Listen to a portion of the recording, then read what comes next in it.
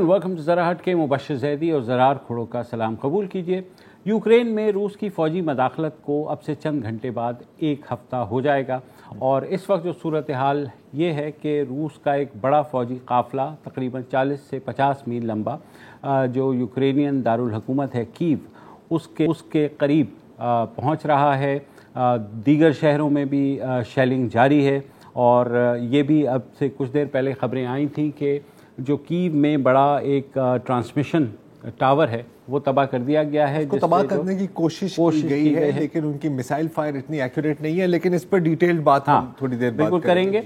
जब ये जंग शुरू हुई तो उस वक्त हमारे वज़ीर आज़म इमरान खान रूस में मौजूद थे और उसी वक्त हमें पता लग गया था कि सारे मसले पर हमें एक टाइट रोप या तनी हुई रस्सी के ऊपर चलना पड़ेगा। वहाँ पर वज़ीर आज़म ने एक बहुत बैलेंस लाइन ली। यहाँ आकर के भी उन्होंने दोहराया कि हम इस सारे क़ज़िये में जो है न्यूट्रल रहेंगे, गैर जानिबदार रहेंगे। क्या ऐसा मुमकिन हो भी सकता है?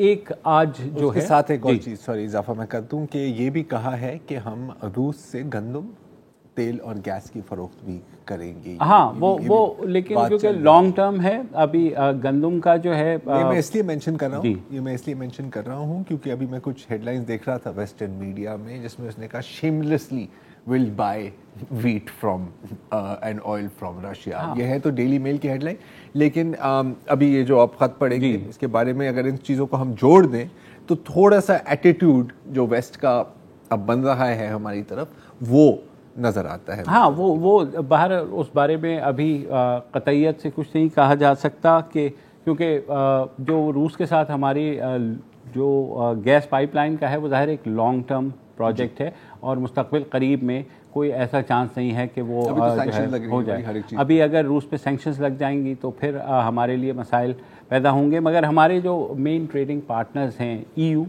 US जहां हम बिलतरतीब जो और UK जहां हम बिलतरतीब जो है तकरीबन 12-13 बिलियन डॉलर्स की एक्सपोर्ट्स हैं हमारी, वहां से बड़े ट्रेडिंग पार्टनर हैं। आज जो है 22 मुल्कों के सफ़रा ने पाकिस्तान में हमारे फ़ॉरेन दफ्तर ख़ारजा को ख़त लिखा है और उसमें उन्होंने इस बात की दरख्वास्त की है कि सलामती कौंसिल का जो इजलास इस वक्त अक़वाम मुत्तहिदा का जारी है, जो कि आज अब से कुछ घंटे बाद वहाँ पर एक करारदाद भी आएगी जिसमें यूक्रेन पर रूस की फ़ौजी मदाखलत की न सिर्फ मज़म्मत की जाएगी बल्कि रूस से डिमांड भी की जाएगी कि वो अपनी फ़ौजी मदाखलत ख़त्म कर दे। ज़ाहिर है इसका ये मतलब नहीं है कि रूस वो फ़ौजी मदाखलत जो है ख़त्म कर देगा, क्योंकि वो एक प्री प्लान तरीके से अंदर गया है और उसका जो इस वक्त मकसद है वो ये है कि किसी तरीके से यूक्रेन की जो हुकूमत है उसको टॉपल करके वहाँ अपनी एक कठपुतली जो है हुकूमत वहाँ बिठाई जाए। पूरी दुनिया से ज़ाहिर कंडेमनेशन आ रही हैं, सैंक्शंस लग रही हैं। यूरोपियन यूनियन ने, अमेरिका ने, UK ने, सब ने सैंक्शंस लगा दी हैं। पाकिस्तान के लिए बहुत, जैसे मैंने कहा कि एक तनी हुई रस्सी पर चलने वाला सिफारतकारी का हमें मुजाहरा करना होगा। इसीलिए हमने बड़े एक मंजे हुए सिफारतकार हैं पाकिस्तान के साबिक सेक्रेटरी ख़ारजा हैं एजाज़ अहमद चौधरी साहब और इंस्टीट्यूट ऑफ स्ट्रेटेजिक स्टडीज़ को हेड भी करते हैं। वेलकम टू द शो एजाज़ साहब। तनी हुई रस्सी तो है मगर हम ये जानना चाहते हैं कि क्या हमें अंदाज़ा था कि हम इस तरफ जा रहे हैं? ज़ाहिर है एक जो हमारी फॉरेन पॉलिसी का झुकाव आहिस्ता आहिस्ता लग रहा था वो चीन और देन रूस की तरफ था और अमेरिका ने तो हमें हमेशा की तरह जैसे कहते हैं कि डिसोन कर दिया और अफ़गान वॉर के बाद तो ख़ासी सर्द मोहरी का उन्होंने मुजाहरा भी किया। तो अब आपको इस ख़त के हवाले से अगर हम शुरू करें, ये जो ख़त लिखा है तो दरख्वास्त, लेकिन क्या हम इसे सिर्फ दरख्वास्त ही समझें? जी बिल्कुल, तमाम कौमें दूसरे मुल्कों पर अपने मौक़िफ़ के लिए असर डालने की कोशिश करते हैं। तो वो तो ख़त उन्होंने लिखा, उनको अपनी हुकूमतों ने कहा होगा तो उन्होंने लिखा सफारतखानों ने। जी। हमें तो खुद फैसला करना है कि हमें करना क्या है। जी। और मैं समझता हूँ कि अभी तक जो हमारी पोजीशन ली गई है वो ये कहा गया कि जी हम एस्केलेशन नहीं देखना चाहते, यानी डी एस्केलेट हो जाए, मामला थोड़ा नीचे आए और पीसफुल सेटलमेंट हो, पुरअमन तरीके से इसको हल करने की कोशिश। ये दो चीजें की। میں اب ذاتی طور پر یہ سمجھتا ہوں کہ اس میں تھوڑا اضافہ کیا جا سکتا ہے. جی. پہلی بات تو یہ ہے کہ عسکری انٹرونشن، ملٹری انٹرونشن کے پاکستان کبھی بھی حق میں نہیں رہا اور یہ کنڈون ہو ہی نہیں سکتی. آپ یہ دیکھیں کہ جب ہوئی ملٹری انٹرونشن ہم نے اس کی مخالفت کی، اور آپ کو پتہ ہے کہ مڈل ایسٹ میں عرب سپرنگ کے نام سے کئی جگہ انٹرونشنز کی گئیں، اور ہم نے ہر بار ہم نے اصولی موقف اختیار کیا کہ یہ درست نہیں ہوگا. اور ہمارے اپنے پڑوس میں افغانستان میں بھی ہم امریکہ کو یہی کہتے رہے کہ جناب ملٹری اس کا سلوشن نہیں ہے، آپ سیاسی حل ڈھونڈیں. تو اس وجہ سے روس کی یوکرین کی علاقائی سالمیت کے اندر دخل اندازی کرنا، انٹرونشن کرنا، وہ تو کسی طور پر بھی درست نہیں ہے. تاہم یہ بات بھی طے ہے کہ ہر چیز کا جسے کہتے ہیں نا دنیا تو کاز اینڈ ایفیکٹ سے چلتی ہے. ایفیکٹ کے اوپر تو ہم بہت زور دے رہے ہیں لیکن ایک کاز بھی بنتی ہے اور یہ آج سے نہیں بن رہی. آپ نے بھی دیکھا ہوگا اور بھی تبصروں میں پڑھا ہوگا کہ یہ 1991 سے یہ سلسلہ چل رہا تھا. بالکل. اور اس وجہ سے روس دیکھ رہا تھا کہ آپ نے کہا تھا کہ ہم نیٹو کو 1 انچ بھی پاس نہیں آنے دیں گے آپ کے، جب سوویت یونین ختم ہوا تھا. لیکن کرتے کرتے کرتے کرتے تقریباً سارا مشرقی یورپ اس میں شامل ہو گیا. اور جب انہوں نے یوکرین کی بات کی تو اس پہ روس نے کہا کہ یہ ہماری ریڈ لائن ہے. اچھا، اب یہ کوئی ایسی اچنبے کی بات روس نے نہیں کی. اس کی وجہ یہ ہے کہ اگر آپ کو یاد ہو 1962 میں جب سوویت یونین نے کیوبا میں میزائل لگانے کی کوشش کی تو امریکہ نے بڑا سخت رد عمل دیا، اور کیوبن مسل کرائسس مشہور ہے کہ بہت بڑا بحران آ گیا تھا. وہ اسی وجہ سے کہ ان کو یہ محسوس ہوا کہ ہمارے سیکیورٹی انٹرسٹ جو ہیں وہ خطرے میں پڑ گئے. اسی طریقے سے اگر یوکرین میں نیٹو آ جاتی ہے اور اپنے مسل لگاتے ہیں میزائل، تو روس کا یہ خیال ہے کہ ان کے سیکیورٹی انٹرسٹ کا خیال نہیں رکھا. اچھا اعجاز صاحب، سوری میں آپ کی بات کاٹ رہا ہوں. آپ کی بات 100% درست ہے، اور یہ میں اس لیے مینشن کر رہا ہوں کیونکہ پچھلے 2-3 جو ہم نے شوز کیے ہیں اس پر ہم نے بالکل یہی باتیں کی، اور جو آپ ابھی بات کر رہے ہیں by the way Henry Kissinger نے بھی وہی بات کی تھی، جان میئرشائمر نے بھی وہی بات کی ہے، نوم چومسکی نے ہی بات کیا کہ بہت جو پکے اور منجھے ہوئے انٹرنیشنل اینالسٹ ہیں وہی یہ بات کر رہے ہیں. اور بلکہ وہ 2014 کی بھی بات کر رہے ہیں جب پرو رشین حکومت میدان پروٹیسٹ کے بارے میں کے بعد گری تھی، اور اس کے بعد ہی پھر وہ کرائمیا والا سلسلہ شروع ہوتا ہے. سوال آپ سے میرا یہ ہے سر، 2-3 سوال ہیں، میں ایک پہلے کروں گا. یہ جو آج جو خط آیا ہے اس میں صرف EU نہیں ہے، اس میں جاپان کے امبیسڈر بھی ہیں، اور ہم دیکھ رہے ہیں کہ یہ آپ ہمارے صرف ٹریڈنگ پارٹنر نہیں ہیں بلکہ ہمارے ڈیولپمنٹ پارٹنرز بھی ہیں. اب مانا کہ یورپ اگر حالت جنگ میں ہے تو وہ چاہتے ہیں کہ پوری دنیا حالت جنگ میں ہو، ود اس اور ود آؤٹ اور اگینسٹ اس والا چکر چل رہا ہے. اگر یہ سچویشن مزید بگڑتی ہے، اگر یوکرین میں مزید لاس آف لائف ہوتی ہے، مزید جنگ چلتی ہے، آپ کو کوئی خطرہ لگتا ہے کہ کہیں نہ کہیں وہ اپنا غصہ ہمارے پہ نکالیں گے، weather in terms of GSP plus کی ریٹریکشن یا مختلف جو فائنینشیل انسٹرومنٹس جو ابھی بھی ویسٹ کے کنٹرول ہیں ان کے ذریعے، اور یا سینکشنز؟ یا سینکشن نہیں صاحب، بالکل نہیں. میں بالکل نہیں یہ منظر دیکھ رہا. دیکھیں، تمام قومیں اپنے قومی مفاد میں فیصلے کرتی ہیں. اب چین کو دیکھ لیجئے، چین کا تو امریکہ کے ساتھ بھی اور یورپ کے ساتھ بھی بہت ہی گہرے اکنامک سٹیکس ہیں، لیکن تجارتی روابط بھی ہیں اور سرمایہ کاری بھی ہے. اور انہوں نے تو امریکہ میں تو $1 ٹریلین کے تو ٹریجری بانڈ خرید رکھے. تو اس وجہ سے لیکن چین کا آپ نے دیکھی ہے پوزیشن. آپ نے کہا، چین نے یہی کہا کہ دخل اندازی کو تو ہم جسٹیفائی نہیں کرتے ہیں لیکن روس کے انٹرسٹ کا بھی دھیان رکھا جائے. اچھا، ہندوستان کا آج میں دیکھ رہا تھا ان کی ایکسپلینیشن آف ووٹ جو جنرل اسمبلی میں ان کے نمائندے نے کی، اس نے بھی تقریباً یہی لائن لی. انہوں نے تو کنڈیم بھی نہیں کیا اس کو، ایبسٹین بھی کیا انفیکٹ. جی، تو لیکن ان دونوں نے ایبسٹین کیا. تو کیا مغرب اب ہندوستان کے ساتھ کوئی بڑی سخت گیر ہو جائے گا کہ بھائی ہندوستان نے ایبسٹین کیوں کیا، ہماری بات کیوں نہیں مانی؟ ایسا نہیں ہوتا. تمام قومیں اپنے مفاد میں دیکھتی ہیں اور اگلے بھی سمجھتے ہیں اس بات کو. پاکستان نے کوئی گیس خریدنے اور گندم خریدنے کی وجہ سے نہیں کیا, وہ تو ایک لانگ ٹرم بات کی ہے کہ جب روس کے ساتھ ہم تعلقات بڑے کریں گے تو کئی ایسے شعبے ہیں جس میں ہم ان سے فائدہ لے سکتے ہیں.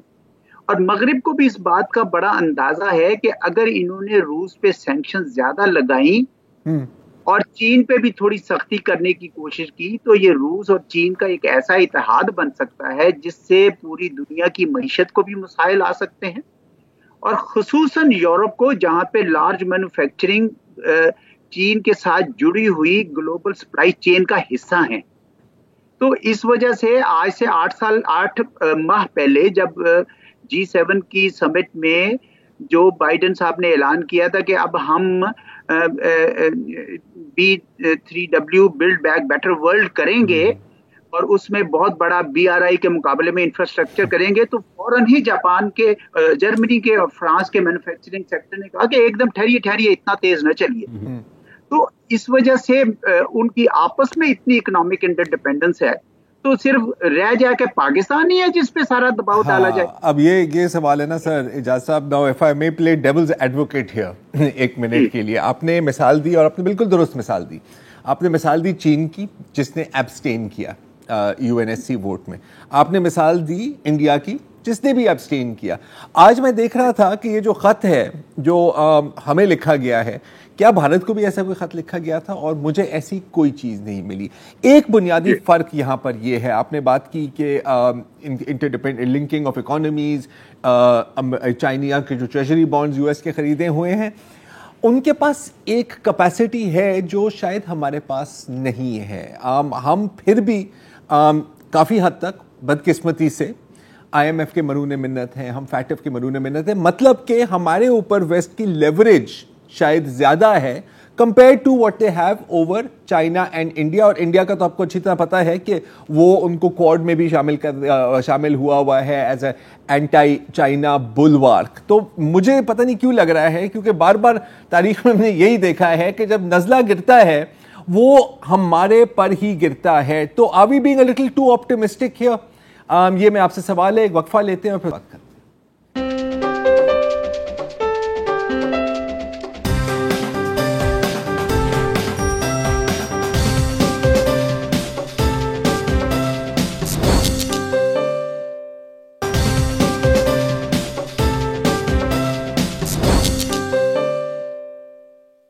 ویلکم بیک جی. ہم بات کر رہے ہیں پاکستان کے فورن پالیسی آپشنز کے بارے میں, اور بریک سے پہلے اعجاز صاحب آپ نے ذکر کیا چین کی پالیسی کا, آپ نے ذکر کیا بھارت کی پالیسی کا. دونوں نے یونائٹڈ نیشن سیکیورٹی کاؤنسل کے ووٹ میں ایبسٹین کیا تھا, اور اسی وجہ سے اب یونائٹڈ نیشن جنرل اسمبلی کا سیشن ہو رہا ہے.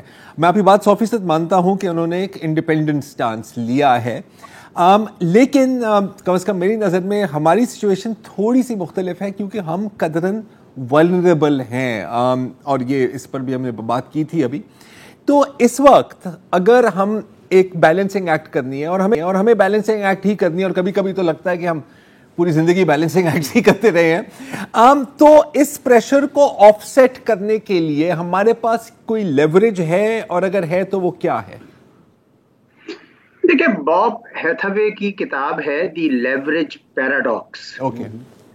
اس کا لب لباب یہ ہے کہ امریکہ یا مغرب کی لیوریج کسی بھی ملک پر اس حد تک کارآمد ہوتی ہے جس حد تک وہ ملک اس لیوریج کے نیچے دباؤ قبول کرنے کے لیے تیار ہو. اب پاکستان کے متعلق بدقسمتی سے وہاں یہ امپریشن ہے, میں وہاں کو تقریباً 4 بار رہا ہوں, اور یہ ہے کہ Pakistan wilts under pressure, Pakistan دباؤ کے اندر فوری طور پر آ جاتا ہے. بات تو صحیح ہے.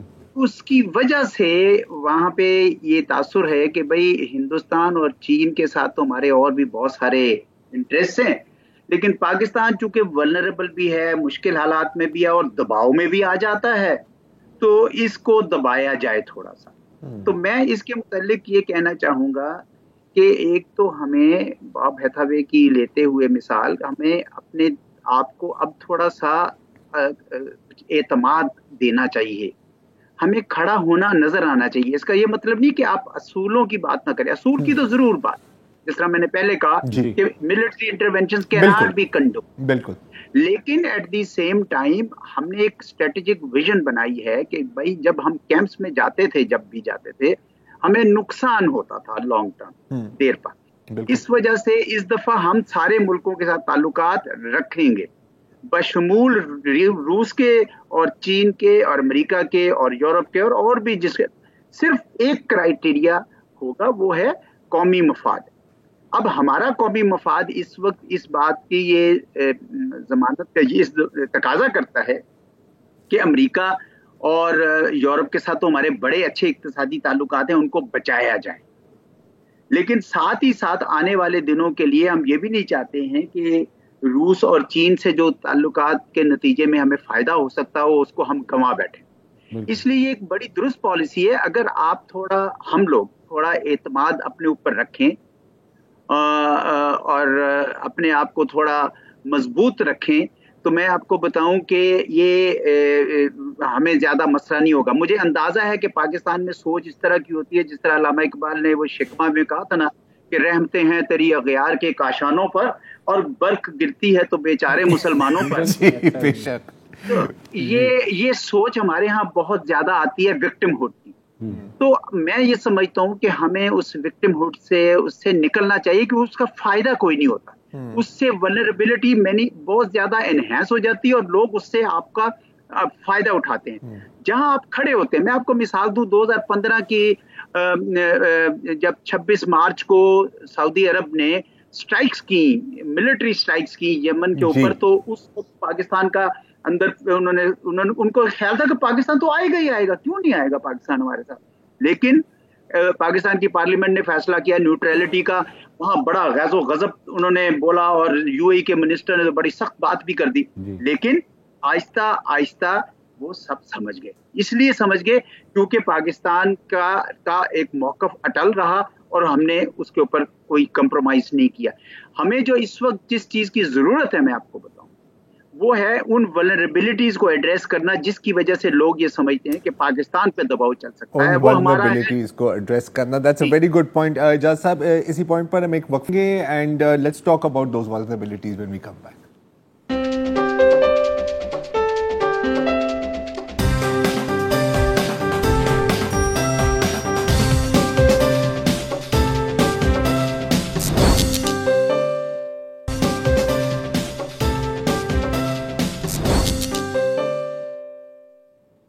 Welcome back. جی اعجاز صاحب, بریک سے پہلے آپ بات کر رہے تھے کہ جو ابھی ضروری ہے وہ ہے کہ پاکستان اپنی ولنریبلٹیز کو آئیڈینٹیفائی کرے اور ایڈریس کرے. اور مجھے پتہ ہے کہ اس سوال کا کوئی مختصر جواب ہو نہیں سکتا, لیکن کیا کریں, کون سی ہیں وہ ولنریبلٹیز مینلی جن کو ہمیں ایڈریس کرنے کی ضرورت ہے, اور یہ کیسے کیا جائے گا آپ کی نظر میں؟ جی, سب سے زیادہ تو آپ کی جو اقتصاد ہے وہ کمزور ہے, آپ دوسروں پہ ڈپینڈنٹ ہیں. جب آپ کہیں پیسے مانگنے جاتے ہیں تو اگر وہ آپ کا دوست ملک بھی ہو تو وہ اس کے ساتھ شرطیں لگائے. ظاہر ہے ان کا یہ خیال ہے کہ آپ ایک ایسی بالٹی ہیں جس کے پیندے میں چھید ہے, جتنا بھی پیسہ ڈالیں گے وہ ضائع ہو جائے گا. اس وجہ سے آپ کے دوست آپ کو سمجھاتے ہیں, آئی ایم ایف کی بھی کنڈیشنلٹیز لگتی ہے. تو پہلے تو بات یہ کہ آپ کی اقتصاد کو بہتر ہونا چاہیے, اور بڑی اچھی ایک اس دفعہ ڈیولپمنٹ ہوگی کہ نیشنل سیکیورٹی پالیسی جو ہے وہ ایک کمپریہنسو بنائی ہے, جامع بنائی ہے. اس میں یہ کہا ہے کہ یہ ٹرائی پوڈ ہے, traditional security, human security, economic security, لیکن اس میں زیادہ جو فوقیت دی جائے گی وہ اکنامک سیکیورٹی کی. اب اگلے ہفتے ہم کر بھی رہے ہیں, بہت ملک کے سارے دانشور اکٹھے کر کے اکنامک سیکیورٹی پہ کچھ آئیڈیاز جمع کریں گے. میرا مقصد کہنے کا یہ ہے کہ جب تک آپ اپنا وہ سیدھا نہیں کریں گے تو وہ کیا سنتے ہیں کہ دیوار کیا گری میرے خستہ مکان کی. ہاں جی, بلکہ خستہ مکان کی کہ لوگوں نے میرے ذہن سے رستے بنا لیے. یہ تو ہوگا ہی ہوگا. جب دیکھیں نا, اب انڈیا اگر جی ایس پی پلس لیتا ہو تو یہ خط ادھر بھی جا رہا ہوگا. صحیح بات. تو یہ جب آپ کی ولنریبلٹی, دوسری آپ کی ولنریبلٹی ہے جی آپ کی پالیٹکس کی. اب ہمارا کچھ نظام ایسا ہے، پارلیمنٹری فارم آف گورنمنٹ وہ ایسا ہے کہ اگر ایک ہی حکومت بنتی ہے تو بی سی ڈی سارے اکٹھے ہو کے گرائیں گے، اگر بی کی بنے گی تو اے سی اور ڈی اس کو گرائیں گے، سی کی بنے گی تو اے بی اور ڈی مل کر گرائیں گے. اب سارا وقت یہ گرانے میں اور سنبھلنے میں سارا وقت گزر جاتا ہے، تو جو کنسسٹنسی آف پالیسیز ہے جس کی وجہ سے اقتصاد بہتر ہونی ہے وہ بھی نہیں ہو رہی. تو یہ دو بڑی ولنریبلٹیز ہیں ہماری. اگر ہم اپنا گورننس سسٹم بہتر کر سکیں کسی طریقے سے، اس میں سارے سٹیک ہولڈرز ہیں، اس میں جوڈیشری بھی ہے، اس میں فوج بھی ہے، سول بیوروکریسی بھی ہے، ساروں کو ایک چارٹر کرنا پڑے گا. اگر آپ وہ مضبوط کام کر سکتے ہیں، اپنے آپ کو بہتر کر سکتے ہیں، تو کوئی وجہ نہیں ہے کہ دوسرا کوئی ملک جو ہے وہ آپ کے اوپر آ کے اپنی دھونس لگائے.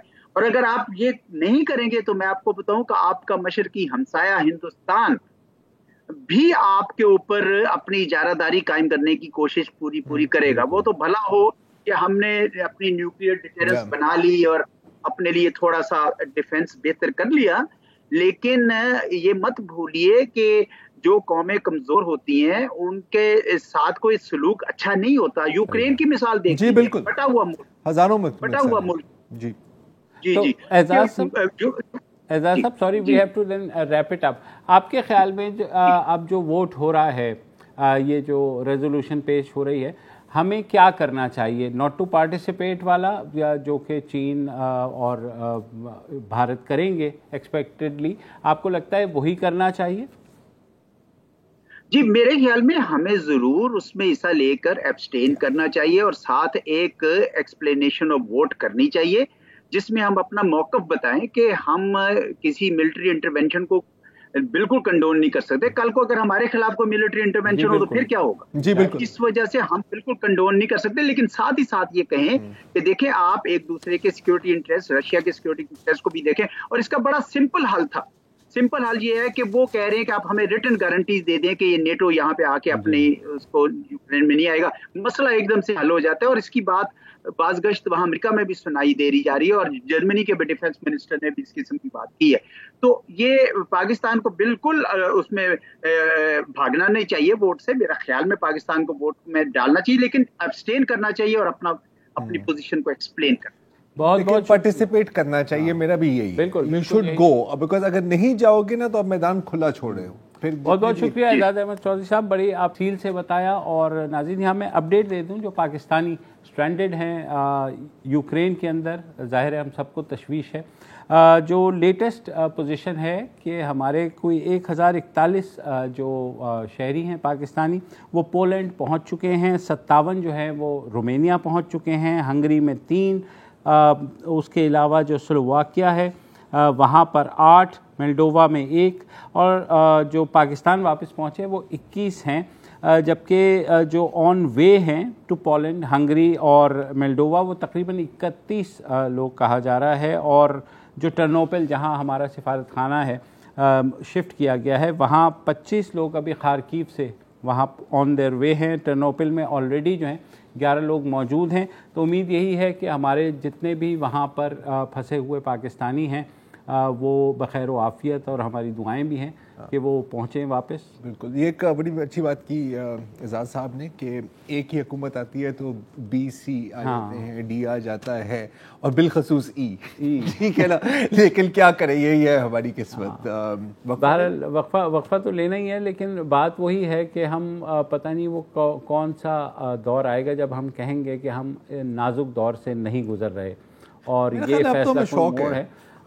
لیکن یہ ضرور ہے جو ہم نے تاریخی غلطی کی تھی امریکہ کا ساتھ دے کے 50s میں، اس کو آف سیٹ کرنے کی کوشش ضرور ہو رہی ہے. اور اچھی بات ہے، جیسے اعجاز صاحب نے بھی کہا، ہم نے ایک پالیسی بنائی ہے، اور لک ایسٹ جو ہماری پالیسی ہے ٹورڈز، ظاہر ہے چین اور روس جو ہیں وہ بڑے پلیئرز ہیں اس وقت.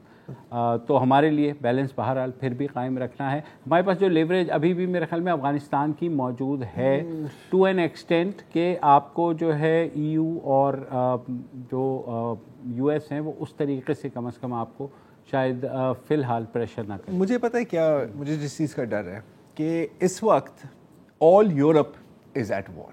ٹھیک ہے. آپ یورپ کا صرف رسپانس دیکھیں کہ سوئٹزرلینڈ نے نیوٹرلٹی چھوڑ دی ہے جو دوسری جنگ عظیم میں نہیں چھوڑی. بالکل ٹھیک ہے. جرمنی نے پہلی دفعہ اپنی ملٹری بجٹ کو آفٹر پوسٹ وار 2% پر لانے کی ہے, اور بائی دا وے پوری سپورٹ, پبلک سپورٹ کے ساتھ. ٹھیک ہے. یورپ ایک ورلڈ پاور بن رہا ہے آفٹر دس. مطلب روس کا اگر مقصد یہ تھا کہ یورپ بٹ جائے تو الٹا ہوا ہے. Europe is united and Europe is going to become a military power.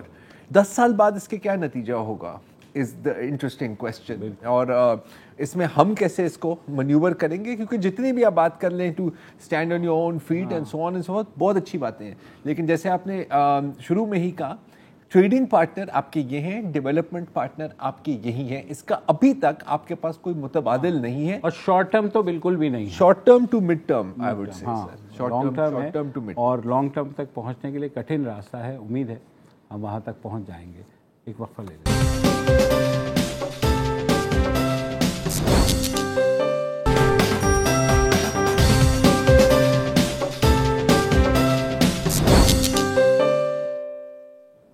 Welcome back. آج اسلام آباد پولیس نے بلوچ اسٹوڈنٹس پہ لاٹھی چارج کیا, اور صرف اس وجہ سے کہ وہ نیشنل پریس کلب کے سامنے احتجاج کرنا چاہ رہے تھے اپنے ہی ایک ساتھی حفیظ بلوچ کے جبری گمشدگی پر.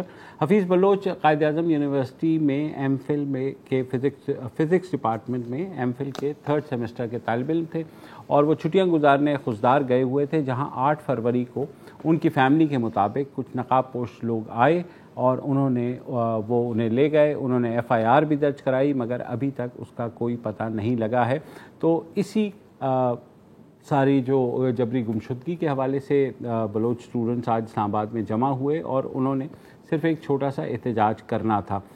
جب وہ احتجاج کرنے پہنچے تو پولیس وہیں موجود تھی, اور پولیس نے ان کو روک دیا وہاں بیٹھنے سے, ان کے موبائل فونز چھین لیے, اور اس کے بعد جب انہوں نے روڈ بلاک کی اور پارلیمنٹ ہاؤس کی طرف جانا چاہا تو پولیس نے لاٹھی چارج شروع کر دیا. بہت سے جو اسٹوڈنٹس ہیں ان کے سر پھٹ گئے, اور ایونچولی پھر پولیس نے جو ہے وہاں ڈپٹی کمشنر بھی آئے, ڈپٹی کمشنر سے مذاکرات ہوئے, اور انہوں نے اس بات کی اجازت دے دی کہ ان کو بیٹھ جانا چاہیے.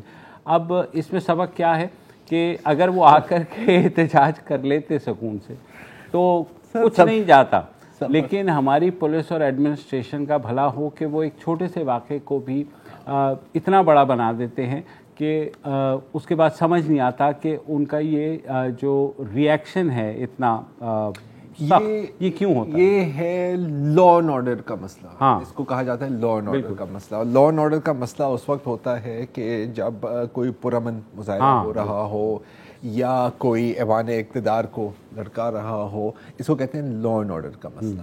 یہاں پر بھی وہی ہوا ہے, اور اگین جیسے ابھی آپ کہتے ہوئے خود ہنس گئے تھے تو, اور اس لیے آپ ہنس رہے ہیں کیونکہ یہ فلم تو ہم نے کوئی 1000 بار تو دیکھی ہے. بالکل. پولیس کا موقف ایگزیکٹلی میں جاننا چاہ رہا ہوں کہ تھا, کیونکہ اب میں تو جا رہا ہوں جو ہم نے ویڈیوز دیکھی ہے, ٹھیک ہے, یقیناً پوری پکچر میں نے نہیں دیکھی, ہم وہاں پہ موجود تو نہیں تھے, ہم تو ویڈیوز ہی دیکھ سکتے ہیں, اور ویڈیوز میں تو بظاہر یہی لگ رہا ہے کہ آرام سے بیٹھے ہوئے تھے اور چل کے جا رہے تھے جب ایک دم لاٹھیاں برسانی شروع ہو گئی. تو پولیس کا ایگزیکٹ مسئلہ یہاں پر کیا ہے؟ آپ کو بہت زبردست پولیس کا موقف یہ ہے کہ جناب لا اینڈ آرڈر کا سچویشن اس لیے ہے کہ آسٹریلین ٹیم جو ہے وہ میچ کھیلنے کے لیے آئی ہوئی. اچھا, آسٹریلین ٹیم یہاں سے کوئی 6 کلومیٹر دور دوسری سائڈ پہ ایک ہوٹل میں مکمل سیکیورٹی میں ہے, لیکن انہوں نے کہا کیونکہ آسٹریلین ٹیم آئی ہوئی ہے کیپٹل میں تو لہٰذا آپ احتجاج نہیں کر سکتے, سیکیورٹی کا مسئلہ بن جائے گا. نہیں تو مطلب آسٹریلین دیکھیں گے اور کہیں گے او مائی گاڈ, لگا نہیں, یہ تو امریکن ایکسنٹ ہے, مجھے آسٹریلین آتا نہیں ہے, نہیں تو مطلب جو وہ تو یہ پولیس کا موقف انیشلی یہ رہا. اوکے مائٹ,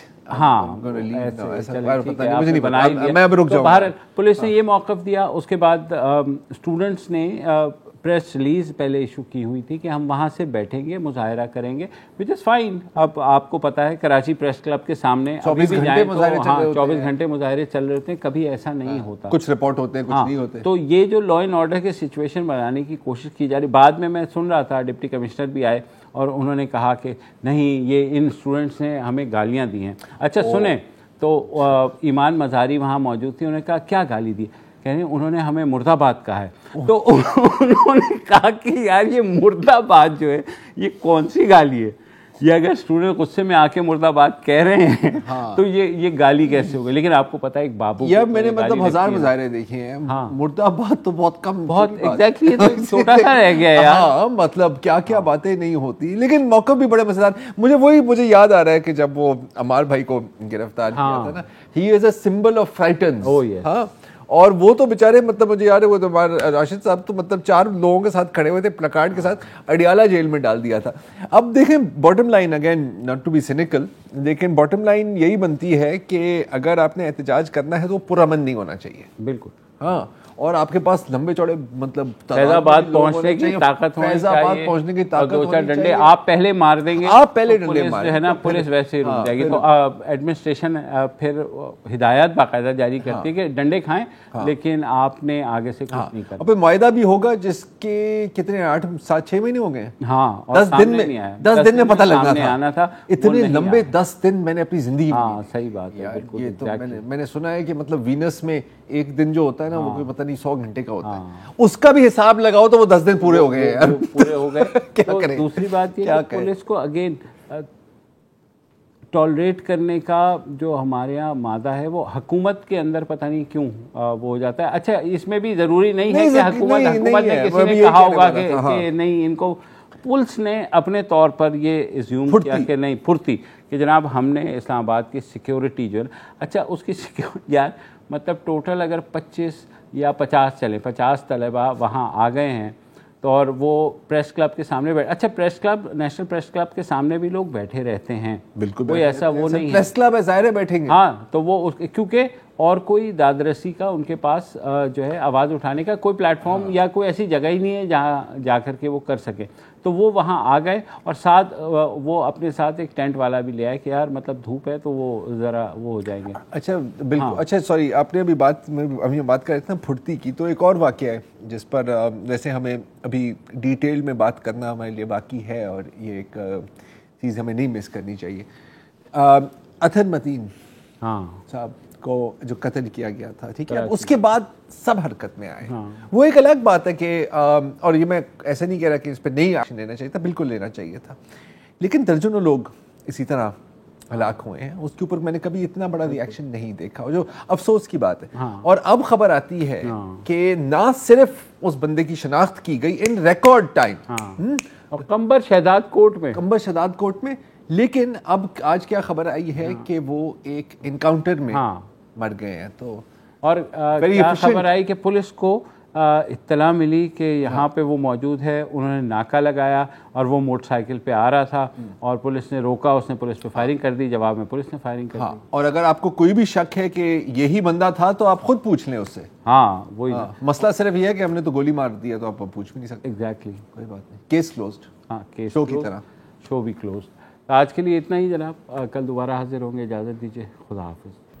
السلام علیکم. اگر آپ کو ہمارے شو پسند آیا ہے تو پلیز ہمارے یوٹیوب چینل کو سبسکرائب کریں, اور اگر مناسب سمجھے تو اس ویڈیو کو لائک بھی کر لیں, تو کوئی حرج نہیں ہے, اور شیئر بھی کر لیں اور کمنٹ بھی کر دیں, ورنہ وہ سب ایسے ہی لکھتے رہیں. اور یہ جو دونوں کہہ رہے ہیں یہ کر لیں جی پلیز, نہیں تو ہمیں بھی گھر جانا ہے, میں آپ کے کمپیوٹر میں نہیں رہنا 24 گھنٹے. صحیح بات.